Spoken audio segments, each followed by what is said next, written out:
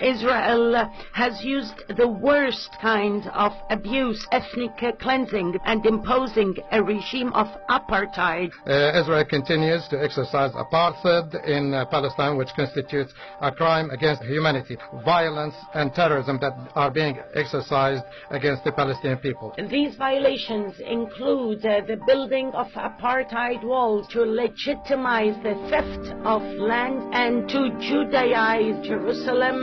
The separation wall is an example of the apartheid policy practiced by Israel. Israel's practices of discrimination as well as extremism. United Nations Watch have the floor. Mr. President, let me begin by putting the following on the record. Everything we just heard from the world's worst abusers of human rights, of women's rights, of freedom of religion, of the press, of assembly, of speech, is absolutely false and indeed Orwellian.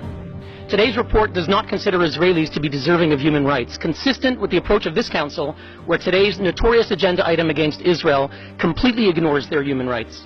Now, over the weekend, President Abbas announced he was giving his highest medal to Rima Khalaf, who resigned from the Economic Commission of Western Asia, a Beirut-based UN agency of 18 Arab states, after Secretary General Guterres rightly instructed her to remove an absurd report which accused Israel of, quote, apartheid.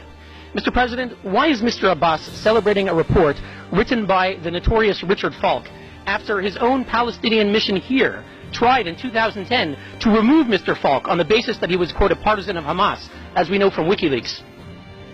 The accusation against Israel is absurd. Israel's 1.5 million Arabs. The delegation of Palestine has the floor.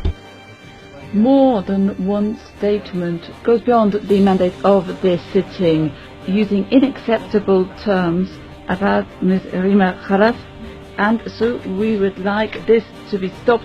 We have noted some terms which are humiliating vis-à-vis the Council, and we call for the respect of our tradition within the Human Rights Council. Thank you.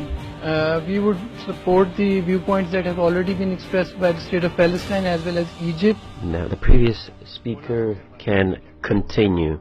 Thank you, Mr. President. Israel's 1.5 million Arabs, whatever challenges they face, enjoy full rights to vote and to be elected in the Knesset.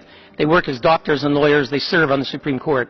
Now, I'd like to ask the members of that commission that commissioned that report, the Arab states from which we just heard, Egypt, Iraq, and the others, how many Jews live in your countries? How many Jews lived in Egypt, Iraq, Jordan, Kuwait, Lebanon, Libya, Morocco? Once upon a time, the Middle East was full of Jews. Algeria had 140,000 Jews. Algeria, where are your Jews? Egypt used to have 75,000 Jews. Where are your Jews?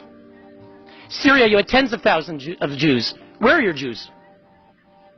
Iraq, you had over 135,000 Jews. Where are your Jews?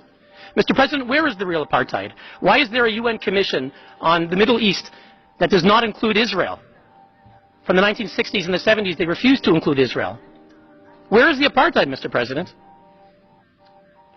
Mr. President, why are we meeting today on an agenda item singling out only one state, the Jewish state, for targeting? Where is the apartheid, Mr. President?